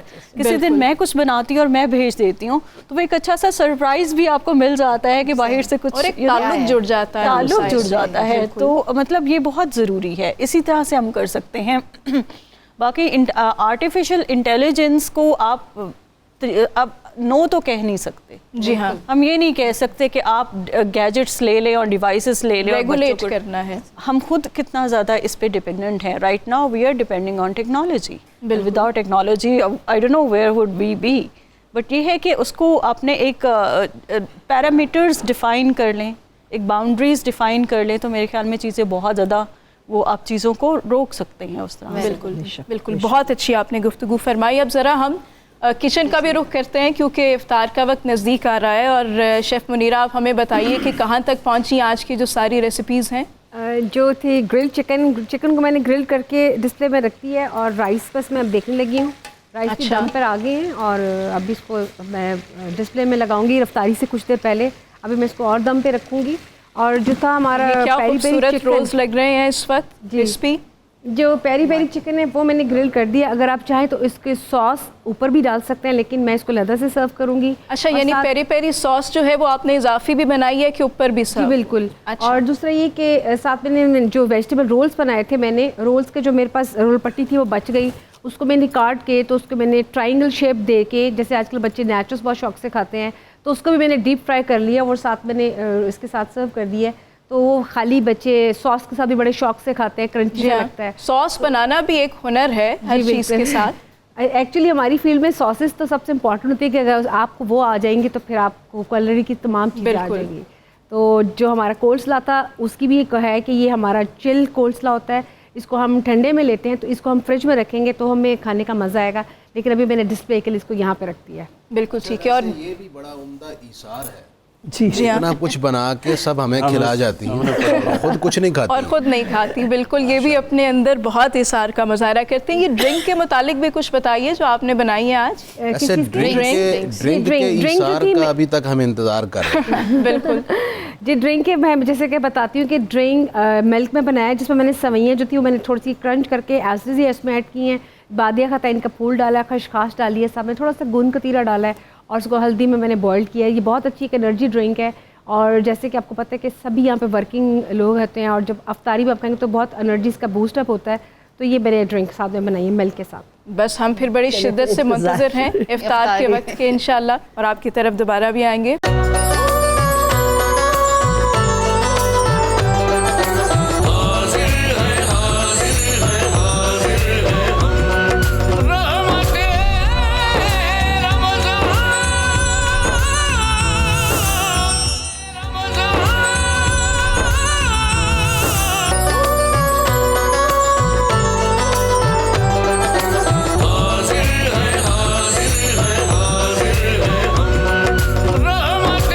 ناظرین کرام, آپ کو 92 نیوز چینل کی افطار ٹرانسمیشن میں ایک بار پھر سے خوش آمدید. اور اب ہم براہ راست رخ کرتے ہیں کچن کا, اور منیرہ سے پوچھتے ہیں کہ جو اختتامی تیاریاں ہیں وہ کیا سب ہو گئیں؟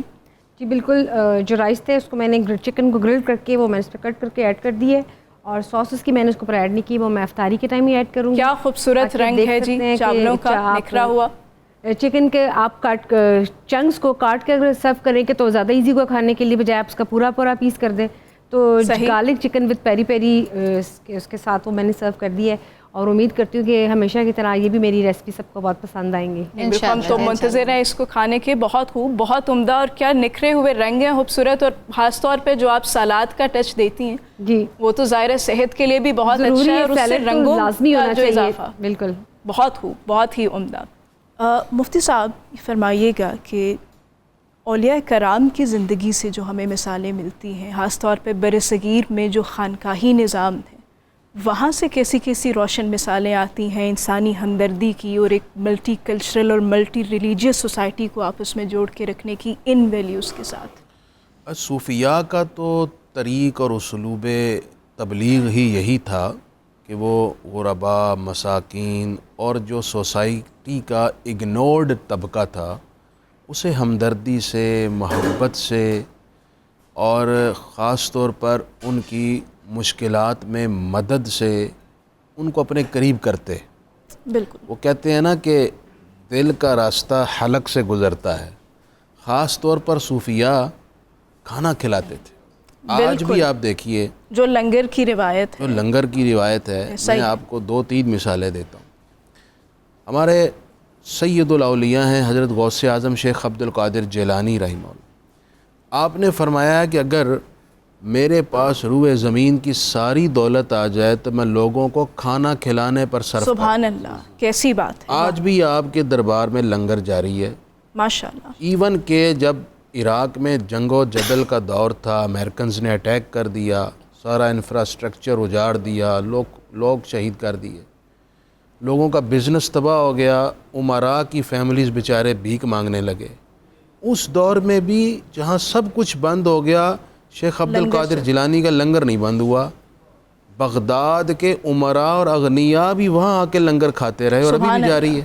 کیسی آپ شہر لاہور میں دیکھیں, کچھ تنگی کا جیسا بھی ماحول بنا لیکن داتا صاحب کا لنگر چلتا ہے اور اس قدر مقدار میں جاری ہے کہ جو جاتا ہے اس کی یہ خواہش ہوتی ہے کاش مجھے موقع ملے میں لنگر یہاں سرو کروں. تبرک ہے, بالکل بہت اچھی مثال. برے صغیر میں خواجہ غریب نواز ہے, بالکل وہاں بھی آج اسی طرح پرتپاک انداز میں لنگر جاری ہے. بے شک بے شک. جی ڈاکٹر شازیہ, آپ سے میں پوچھنا چاہوں گی, آپ بتائیے گا کہ بطور ایک سائیکالوجسٹ کے آپ کیا سمجھتی ہیں کہ ہم اپنی زندگی کو, اپنی دنیا کو کس طریقے سے بہتر کر سکتے ہیں؟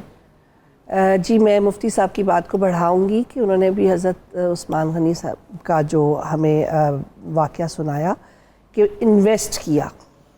ہماری اب مشکل یہ ہو گئی ہے کہ ہم انویسٹ کرنے کی بجائے جمع کرنا چاہ رہے ہیں. ہم جمع پہ لگ گئے ہیں. جی ہم ابھی میری ساتھی نے کہا کہ ہم اپنے آپ کو ایکسپریس نہیں کرتے. ہم خیالات کو, ایموشنز کو, مال کو, ہر چیز کو جمع کر رہے ہیں. گھروں کو پرائیویسی کے نام پہ بند کر رہے ہیں, ٹھیک ہے, کنبوں کو چھوٹا کر رہے ہیں کہ ہم اس کو پال نہیں سکتے. بھائی علیحدہ ہوتے جا رہے ہیں, پہلے اکٹھے نظام تھے. اس سب میں ہم میرے خیال میں انویسٹ کرنے کی بجائے ہم جب جمع کرتے ہیں تو ہم دیمک لگا رہے ہیں. جب چیزیں جمع کر کے رکھی جاتی ہیں, ذخیرہ اندوزی کی جاتی ہے, تو پھر مال کو دیمک لگ جاتی ہے. بالکل. اور اسی طرح ہمارے اندر دیمک پیدا ہو رہی ہے. ہم خود غرضی کی طرف جا رہے ہیں. ہم آپ و آپی میں ہیں. میرا پہلے ہو جائے, مجھے مل جائے, کسی اور کو ملے یا نہ ملے. میرے بچے ترقی کر لیں, کسی اور کے کریں نہ کریں. ہمارے اندر جیلسی ہے, ہمارے اندر بہت سی برائیاں پیدا ہوتی جائیں اور ہم اپنی ویل بینگ کو کمپرومائز کریں. اور یہ کر کے ہم اپنے اوپر ہی رحم کریں گے, یعنی ہم اپنے حال پہ رحم کریں گے, اپنی طبیعت کو اچھا کریں گے, بیماریوں سے بچیں گے. بس بہت بہت خوبصورت گفتگو فرمائی. ناظرین کرام, اب ہم مفتی فاروق صاحب کی آواز میں قصیدہ غوثیہ سننے کی سعادت حاصل کریں گے. بسم اللہ الرحمن الرحیم. اللهم صل على سيدنا محمد معدن الجود والكرم وعليه وبارك وسلم. يا شاہ جینا یا شاہ جینا یا شاہ جینا یا شاہ جینا. سقاني حبك ساد الوصال فقلت لخمرتي نحوي تعالي سعد ومشت نحوي في كؤوس فهمت بسكرتي بين الموالي فقلت لصائر الأقطاب لموا بحالي وادخلوا أنتم رجالي وهموا واشربوا وأنتم جنودي فساق القوم بالوافي ملالي شربتم فضلتي من بعد سكري ولا نلتم علوي واتصالي مقامكم العلا جمعوا ولكن مقامي فوقكم ما زال عالي أنا في حضرة التقريب وحدي يصرفني وحسبي ذو الجلال أنا البازي واشهب كل شيخ ومن ذا في الرجال عطي مثالي كساني خلعة بتراز عزم وتوجني بتيجان الكمال وأطلعني على سر قديم وقلدني وأعطاني سؤالي. يا شاهدينا يا شاهدينا يا شاهدينا يا شاهدينا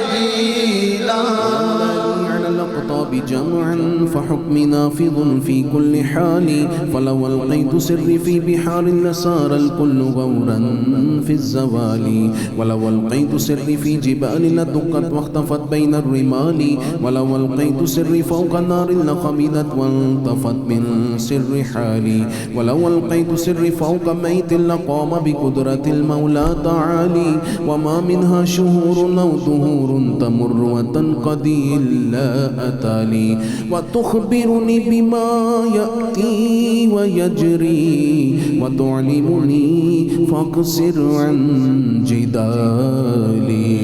يا شاهدينا يا شاهدينا يا شاهدينا يا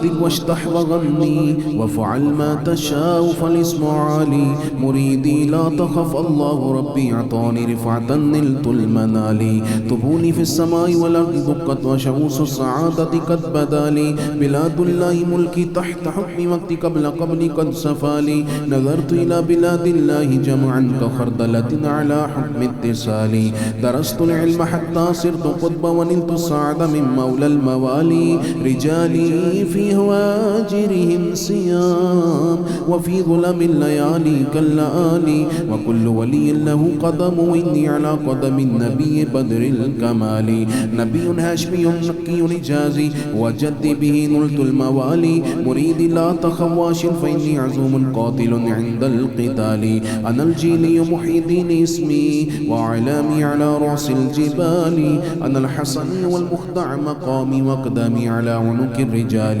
وعبد القادر المشهور اسمي وجدي صاحب العين الكمال تقبل لي ولا تردد سؤالي أغثني سيدي انظر بحالي يا شاهدينا يا شاهدينا يا شاهدينا يا شاهدينا صل وسلم وبارك عليه يا رحمن يا الله يا رحمن يا الله رحمن يا الله يا ستار يا الله يا ستار يا الله يا ستار يا الله يا رزاق يا الله يا رزاق يا الله يا رزاق يا الله يا الله يا الله يا الله يا الله يا الله يا الله يا الله يا الله يا سلام يا الله يا سلام يا الله يا سلام يا الله يا حي يا قيوم يا حي يا قيوم يا حي يا قيوم يا ذا الجلال والإكرام يا ذا الجلال والإكرام يا ذا الجلال والإكرام الحمد لله رب العالمين والصلاة والسلام على سید المرسلین وقت افطار ہے اور تیرے حضور دست دعا دراز ہے اے پروردگار عالم خلاق عالم ہم سب کے روزے قبول فرما ہمارے ماں باپ کی بخشش فرما اے پروردگار خصوصاً ہمارے تمام ناظرین میں اور مہمانان گرامی میں اور ان کی فیملیز میں جو جس طرح کے مرض میں مبتلا ہے ہر بیمار کو شفا عطا کر دے خصوصاً جنہوں نے پیغامات بھیجے دعاؤں کے لیے ہمارے اسامہ بھائی جن کی سرجری ہے یا اللہ انہیں شفا دے دے پروردگار عالم ہمارے ناظرین میں اور پاکستانیوں میں جو مشکل میں ہے مصیبت میں ہے تکلیف میں ہے اس کی خاص مدد فرما جس کے سر پر قرضے کا بوجھ اسے چین نہیں لینے دے رہا یا اللہ اس کا قرضہ اتار دے یا اللہ جن کا کام نہیں چل رہا کام چلا دے یا اللہ جو بے روزگار ہیں انہیں روزگار عطا کر دے یا اللہ پاکستان میں دہشت گردی کے اندھیرے پھر امڑتے آ رہے ہیں یا اللہ اس دہشت گردی سے اس ملک کو پاک کر دے پروردگار ہمارے نوجوان فوجی ساتھیوں کی حفاظت فرما دے ہماری فورسز کی ہمت میں اور حوصلے میں اضافہ فرما دے یا اللہ عالم اسلام کی خیر فرما اور پاکستان کو جملہ اقوام عالم میں ممتاز اور نمایاں مقام ہر میدان میں نصیب فرما وصلی اللہ تعالی علی حبیبہ سیدنا محمد وعلی آلہ وصحابہ اجمعین برحمتک یا ارحم الراحمین یا رب العالمین۔ ناظرین، لاہور اور اس کے گرد و نواح میں افطار کا وقت نزدیک ہے، ہم یہاں پر ایک وقفہ لیتے ہیں اور آپ سے لاہور کی افطار کے بعد ملاقات ہوگی۔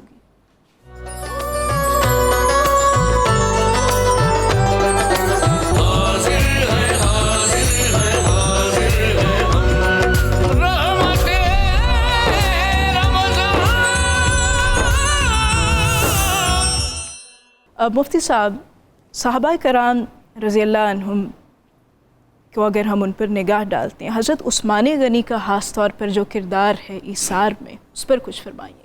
بہت مایا ناز اور تاریخ ساز اور ناقابل فراموش کردار ہے آپ کا. بالکل. کون سا ایسا موقع ہے جہاں ایثار اور سخاوت کی ضرورت ہو اور حضرت عثمان غنی پیچھے رہے ہوں؟ سبحان اللہ. چاہے وہ مدینہ طیبہ کا کنواں ہو، مسجد نبوی کی زمین ہو، واہ.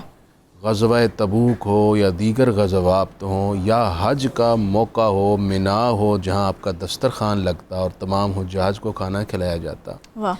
ایک مرتبہ یوں ہوا، قحط آ گیا. اچھا. حضرت عثمان غنی کے اونٹ آ رہے تھے غلے سے لدے ہوئے اور سینکڑوں کی تعداد. لوگوں نے کہا قحط کا دور ہے، پروڈکٹ اناج مارکیٹ میں موجود نہیں، ڈیمانڈ بڑھ گئی ہے، اب حضرت عثمان غنی خوب کمائیں گے.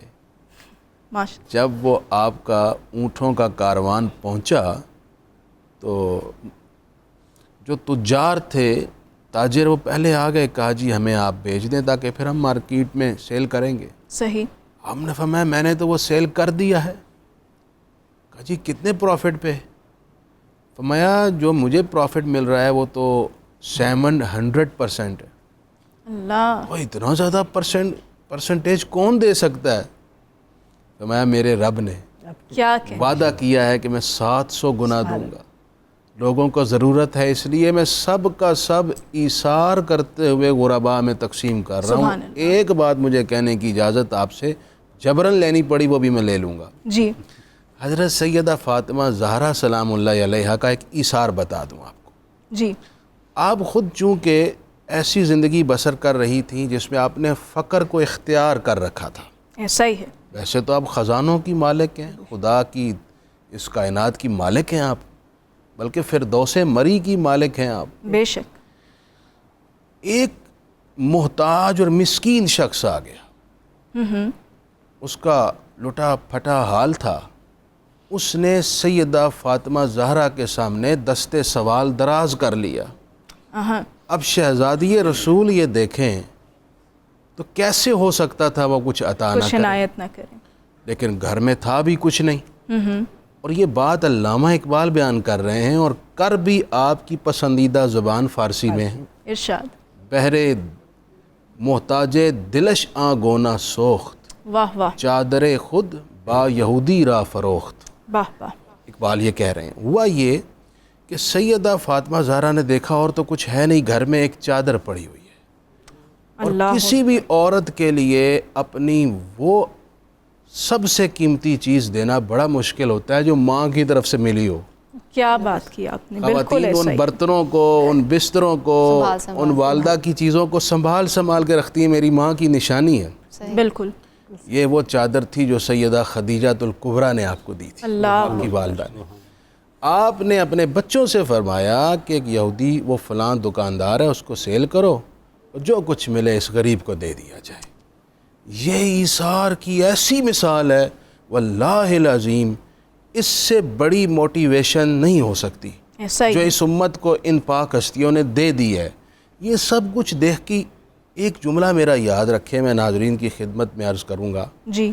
جو آپ کسی کو دیتے ہیں یا شیئر کرتے ہیں یا کسی غریب اور محتاج کے سپرد کرتے ہیں وہ ختم نہیں ہوتا. دراصل آپ اسے ہمیشہ کے لیے سٹور کر دیتے ہیں اور ود انٹرسٹ. واہ واہ. یا 10% یا 700% یا اس سے بھی زیادہ انٹرسٹ کے ساتھ وہ سیو ہو گیا ہے، وہ سٹور ہو گیا ہے، وہ اللہ کی بارگاہ میں آپ کو کل قیامت عطا ہوگا. سو جب اتنا بڑا خزانہ آپ جمع کر رہے ہیں تو دینے سے کیوں رکنا؟ قبر میں تو نہ جیب ہے نہ الماری ہے جہاں آپ کچھ لے جا سکیں، سٹور کر سکیں. سو آپ کا وہی ہے جو آپ اپنے ہاتھوں سے کر جائیں گے. ایسا ہی ہے. بے شک. بہت خوب. ڈاکٹر فیض اللہ بغدادی صاحب فرمائیے گا کہ انما المؤمنون اخوہ، مسلمان آپس میں بھائی بھائی ہیں، تو مواقعات مدینہ کی روشنی میں جو ہم نے دیکھا کہ مسلمانوں کا عملی نمونہ اس میں بھائی بھائی بنتے دیکھا ہم نے، مختصراً ذرا بیان کر دیجئے کہ اس وقت کس طرح کا اثار مسلمانوں نے کیا. بالکل، چونکہ مہاجرین جو آئے تھے مدینہ منورہ سے تو وہ بے سر و سامانی کے عالم میں آئے تھے، تو حضور نبی اکرم صلی اللہ علیہ وسلم نے ان کو سیٹل کرنا تھا، جو ایک نئی ریاست جس کی بنیاد رکھنے جا رہے تھے، جو بعد ازاں ریاست مدینہ کے نام سے ریاست بنی۔ تو اس موقع پر جو مدینہ منورہ کے لوگ تھے، جو بعد ازاں انصار کہلائے، تو انصار کا معنی ہی مددگار ہوتا ہے، تو اس لیے کہ انہوں نے جو مہاجرین کی دل کھول کر مدد کی، اور جو کچھ ہو سکتا تھا وہ انہوں نے مہاجرین کو اپنی طرف سے دیا۔ چونکہ یہ صحابہ کرام حضور نبی اکرم صلی اللہ علیہ وسلم سے انہوں نے یہ اسوہ سیکھا تھا۔ بس ایک مثال میں آپ کے سامنے رکھتا ہوں کہ ایک دفعہ ایک صحابی کے گھر جو ہے وہ بکری کی بنی ہوئی سری آئی، اور وہ مجبور بھی تھے، بھوکے بھی تھے، لیکن ساتھ ہی یہ خیال آیا کہ ممکن ہے میرا جو پڑوسی ہے اس کی بھی یہ کیفیت ہو، تو انہوں نے وہ سری اپنے پڑوسی کو بھیج دی۔ ان کو دوسرے پڑوسی کا خیال آیا، اس طرح چلتے چلتے وہ سری جو بنی ہوئی سری تھی وہ 7 گھروں تک گئی اور واپس اسی گھر آ گئی۔ کیا بات! تو یہ صحابہ کرام کا اثار تھا کہ وہ خود پر دوسروں کو ترجیح دیں۔ بہت خوبصورت واقعہ آپ نے بیان کیا۔ ناظرین کرام، کراچی میں اور اس کی گرد و نواح میں افطار کا وقت ہوا چاہتا ہے، ہم ایک وقفہ لیں گے اور آپ سے وقفے کے بعد ملاقات ہوگی۔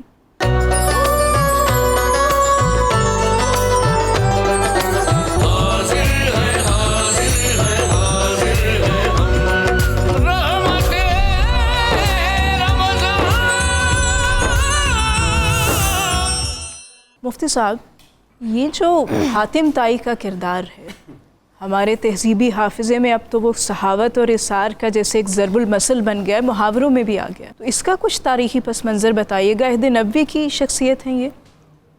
حاتم طائی ظاہر ہے کہ عرب کے اندر جی سخاوت ایثار میں ایک نمایاں مقام رکھتے تھے، بالکل، اور آپ صلی اللہ علیہ وسلم کے سامنے بھی ان کا ذکر ہوا، اور آپ نے ان کے جود و سخا کی، ایثار، ہمدردی اور احساس کی تعریف فرمائی۔ سبحان اللہ۔ لیکن انفارچونیٹلی وہ اسلام نہ لائے۔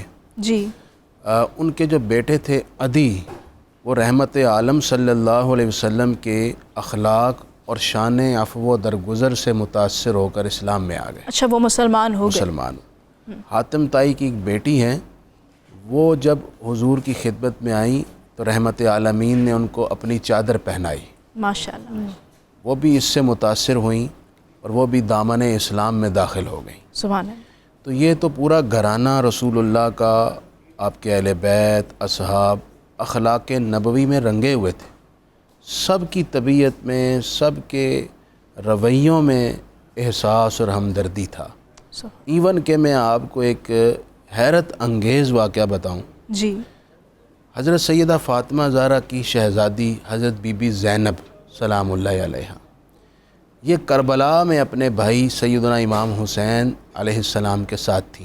جی سیدنا امام حسین کی شہادت اور خانوادہ اہل بیت کے دیگر افراد کی شہادت کے بعد خواتین کو کربلا سے دمشق لے جایا گیا، جی بالکل، دربار یزید میں۔ وہاں سے کچھ مدت کے بعد یزید نے ایک صاحب کی ڈیوٹی لگائی کہ ان تمام خواتین اہل بیت کو مدینہ منورہ چھوڑائے۔ اچھا، اب جس شخص نے ان خواتین کے ساتھ سفر کیا، وہ راستے میں جا بجا جہاں کہیں ضرورت پیش آتی وہ ضرورت کی چیزیں مہیا کرتے۔ جب یہ کاروان مدینہ طیبہ پہنچا اور وہ صاحب اب رخصت لے کر واپس دمشق جانے لگے، تو سیدہ زینب نے دیکھا کہ میرے پاس کیا ہے، کیونکہ ان کی روایت تھی کچھ وہ عطا کسی کو خالی نہیں لوٹاتے۔ واہ واہ، اگرچہ اس شخص نے کچھ مانگا بھی نہیں تھا، لیکن اس کی کچھ دیر کی خدمت تھی، واہ، آپ نے چاہا میں اسے کچھ عطا کروں۔ اب یہ سب مسافر تھے اور اپنے گھر کے قیمتی اثاثے تو قربان کر آئے تھے بالکل، کربلا میں۔ تو سیدہ زینب نے اپنے کڑے اتارے، اللہ اکبر، اور آپ کی جو دوسری ہمشیرہ تھیں انہوں نے بھی اپنے زیورات اتارے اور فرمانے لگے کہ ہمارے پاس اس وقت کچھ اور نہیں ہے، یہی سب کچھ تھا، ہم آپ کی خدمت میں پیش کرتے ہیں، سبحان اللہ، یا آپ قبول فرما لیں۔ سبحان اللہ۔ تو یہ انداز تھا اہل بیت کا، اور ہماری مائیں بھی ایسی تھی، تاریخ اسلام بھری ہوئی ہے۔ اور میں آج یہ آپ سے اعتراف کرتے ہوئے کہہ رہا ہوں، الحمدللہ پاکستانیوں میں بڑا جذبہ ہے، یہ تو سچ، ہماری قوم کسی موقع پر کبھی پیچھے نہیں رہی، زلزلے آئے، سیلاب آئے، کبھی افتاد ٹوٹ پڑی اس مملکت پر، ہماری قوم نے اپنے دل کے دروازے بھی کھولے، تجوریاں بھی کھولیں اور لٹا لٹا کر بھر بھر کر اپنے مسلمان بھائیوں اور پاکستانیوں کی مدد کی۔ الحمدللہ پاکستانی دنیا کے اندر چیریٹی کرنے میں بہت بڑا مقام رکھتے ہیں۔ سلام ہے ایسے پاکستانیوں کو، اور ابھی بھی ایسا ہی وقت ہے، رمضان کے دن ہیں، بہت مشکل حالات ہیں مہنگائی کے ستائے ہوئوں پر، ابھی میں درخواست کروں گا ایثار کا ملاحظہ فرمائیے۔ بالکل، بہت اچھی بات کی آپ نے۔ ڈاکٹر فیض اللہ صاحب، آپ فرمائیے گا کہ قرون اولیٰ کے مسلمانوں کی جن اخلاقی صفات کا ہم ذکر کر رہے ہیں، اس معاشرے کو، مسلم معاشرے کو بہت اپلفٹ کیا، تو آج ہمارے لیے اس معاشرے کو بہتر بنانے کے لیے اس میں کیا سبق ملتا ہے ہمیں؟ دیکھیں، ہمارے اسلاف نے اس میں سیرت طیبہ، صحابہ کرام، اولیاء اعظام، سب نے ایثار کے اندر جو ہے وہ اعلیٰ مثالیں قائم کی۔ آج ضرورت اس امر کیا کہ ہم جسٹ ان کا تذکرہ کرنے کے بجائے ان کی سیرت کو اپنی سیرتوں میں اپنائیں بھی، اور جس طرح انہوں نے ایثار کا مظاہرہ کیا ہم بھی اس ایثار کا مظاہرہ کریں۔ صرف ایک مثال چھوٹی سی اپنے اسلاف کی میں دیتا چلوں کہ حضرت جنید بغدادی، جی جی، ان کا ایک تصوف میں بڑا نام ہے، ان کو سید الطائفہ بھی کہتے ہیں۔ وہ فرماتے ہیں کہ میں کبھی بھی راہ سلوک و تصوف میں کبھی مغلوب نہیں ہوا، اچھا، سوائے ایک دفعہ کہ مجھے ایک بلخ کے نوجوان نے خاموش کروا دیا۔ اچھا، وہ اس طرح کہ وہ حج کے دوران حج کر کے زیارت کر کے میرے پاس آیا، تو میں مجھ سے پوچھا کہ آپ کے ہاں زہد کیا ہے؟ ما حد الزہد عندکم، یعنی دنیا سے بے رغبتی آپ کے ہاں کیا ہے؟ کیا ہے؟ صحیح۔ تو حضرت جنید بغدادی نے فرمایا کہ اذا وجدنا اکلنا، جب ہمیں مل جاتا ہے تو ہم کھا لیتے ہیں، وَإِذَا فَقَدْنَا شَكَرْنَا، ماشاء واہ، تو جب ہمیں نہیں ملتا تو ہم صبر اور شکر کرتے ہیں۔ تو اس نوجوان نے کہا ہاکذا کلاب بلخ، وہ بلخ سے آیا تھا، تو یہ تو ہمارے بلخ کے کتوں کی بھی یہی شان ہے کہ ان کو مل جائے تو کھا لیتے ہیں، نہ ملے تو شکر کر دیتے ہیں۔ اب یہ ایک ایسا جواب تھا کہ حضرت جنید بغدادی خاموش ہو گئے۔ پھر ان سے پوچھا کہ آپ کے ہاں جو ہے زہد کیا ہے؟ تو اس نوجوان کا جو جواب تھا وہ بڑا قابل غور ہے، اور اس پر عمل کرنے کی ضرورت ہے اور اپنی زندگیوں میں اس کو ڈالنے کی ضرورت ہے۔ جی جی، اس نوجوان نے کہا کہ اذا فقدنا شکرنا، واہ، جب ہمیں نہیں ملتا تو ہم شکر کرتے ہیں واہ واہ، کہ اللہ تعالیٰ نے ہمیں حساب سے بچا لیا، چونکہ جو مال ہمارے پاس ہے اس کی دو ہی صورتیں ہیں، یا وہ حلال ہے یا حرام ہے۔ صحیح، اگر حرام ہے تو اس کی سزا ہے، اگر حلال ہے تو اس کا ہمیں جواب دے ہونا پڑے گا۔ تو انہوں نے فرمایا کہ جب ہمیں نہیں ملتا ہم شکر کرتے ہیں، اور جب مل جاتا ہے تو ہم اس میں ایثار کرتے ہیں، ماشاء بہت دوسروں کو بانٹتے ہیں۔ بہت عمدہ، ماشاء اللہ۔ ڈاکٹر شازیہ، آپ سے سوال کروں گی، یہ جو مختلف سوسائٹیز میں بڑی بڑی سماجی شخصیات ہیں، جیسے ہمارے ہاں عبدالستار عیدی کی مثال ہے، پھر ڈاکٹر رتفاؤ جو اپنا ملک چھوڑ کر یہاں پر انہوں نے پوری زندگی وقف کر دی کوڑ کے مریضوں کو درست کرنے میں، اور پھر مغرب سے بھی مدر ٹریسا، جی بالکل۔ تو یہ سب شخصیات یہ کتنی بڑی انسپریشن بنتی ہیں ایک سوسائٹی کے لیے، ایسے لارجر دین لائف فگرز۔ جی بالکل، دیکھیں یہ وہ لائف کی ایگزامپلس ہیں جو ہمارے میں سے تھی، بالکل، ٹھیک ہے، اور یہ ایک کرسمہ پیدا کرتی ہیں، اور اس کو دیکھ کر یقیناً ہمارے لوگ ان کو فالو کرنے کی کوشش کرتے ہیں، اور میرا خیال ہے ایک قطرہ بھی کوشش کرتے ہیں تو بہت ہے۔ اگر آپ دیکھیے تو اس وقت مفتی صاحب نے کہا تو ایک میرا خیال ہے کسی نے پہلی دفعہ کہیں بھی ایک جگہ اوپن افطار کی ہوگی، لیکن اس وقت اگر آپ لاہور میں گننا شروع کریں اور سروے کریں تو میرا خیال ہے ہر علاقے میں ایک عام دسترخوان بچھا ہوگا، اور وہ کسی نہ کسی نے بچھایا ہوگا، ایسا ہی ہے۔ سو اگر تو میں یہ کہتی ہوں کہ اگر کوئی دکھاوے کے لیے بھی کر رہا ہے جی، تو اس میں سے بھی شاید کبھی کسی اور کو سبق مل جائے، کوئی خیر کا اور پہلو۔ اگر کوئی اور اس میں سے سبق لیتا ہے تو دکھاوے والے کو اس کا ثواب مل جائے گا۔ بڑی اچھی بات کی آپ نے، اس دلچسپ لیے کریے ضرور، جو بھی آپ کی نیت ہے کریے، آپ کے کرنے سے شاید کوئی اور بھی آپ کے ساتھ ہاتھ ملا کے چل پائے واہ گا۔ واہ، سو یہ وہ شخصیات ہیں جن کو ہم دیکھتے ہیں اور جن سے ہم سبق لیتے ہیں، وہ بڑے رول ماڈلز ہیں۔ بالکل، اور میں کہتی ہوں کہ بالکل صحیح کہہ رہے ہیں مفتی صاحب کہ یہ لاہور کے لوگ اور یہ پاکستان کے لوگ اس وقت بہت سے دسترخوان ہیں جو کہ بکھچے ہوئے ہیں، اور جو چلتے پھرتے ہمارے جو لوگ ہیں وہ सड़क पे उसका जी सबक कितने इदारे हैं, NGOs हैं, जी इदारे ऑर्गेनाइजेशंस हैं जो इस तरह फी सबीलिल्लाह काम कर बिल्कुल कर रहे हैं, बिल्कुल कर रहे हैं। दूसरा जो सदकात को ज़ाहिर करने का भी आपने फरमाया, ये जायज़ है, ऐसा करना चाहिए। बिल्कुल बिल्कुल कुरान पाक में है कि तुम सदकात फनाइम महिया, अगर तुम सदकात को ज़ाहिर भी कर दो तो इससे दूसरों को तरगीब मिलेगी, ये भी बेहतर है। बहुत मेहरबानी जी। मिस सोफिया साहिबा, आपसे एक सवाल होगा हमारा आखिरी कि अदब जो है उसके अंदर इसार के हवाले से, कोई अंग्रेज़ी अदब के हवाले से हमें कुछ बताइए, कोई इस तरह का कलम उठाया है किसी अदीब ने या शायर ने? बहुत सारी ऐसी मेरे पास एग्जांपल्स होंगी। जैसे कीट्स का सबको पता होगा, O two Grecian earn, he talks about beauty is truth, truth beauty, and that's all you know on earth and that's all you need to know. So beauty, वो जो हम कहते हैं ना ट्रूथ, जो असल सच है, जो असल खूबसूरती है वो सच में होती है, और सच स्किन डीप होता है, वो ज़ाहिरी नहीं होता, वो अंदर से होता है। तो इस्लाम भी तो यही बात करता है, अंदर से अपने आप को खूबसूरत करें।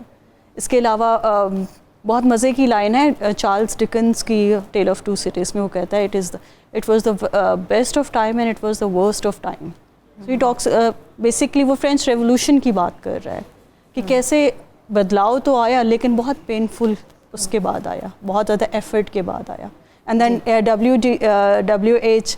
Davis, he talks about layer कि what is this life if we care, we don't have time to stand and stare, so reflect। हमें भी तो इस्लाम यही कहता है कि रिफ्लेक्ट करें। खूबसूरत आपने मिसालें दी, बहुत सारी एग्जांपल्स हैं, मैं आई कैन कंटिन्यू लाइक। नहीं, बहुत शुक्रिया, आपने बहुत खूबसूरत मिसालें थी। नाज़रीन किराम, हमारी आज की इस महफिल का वक्त इख्तिताम को पहुंचा। हम इंशाल्लाह कल आपसे मुलाकात करेंगे, कल की इफ्तार ट्रांसमिशन में। अपना और अपने साथियों का ख्याल रखिए। खुदा हाफिज़।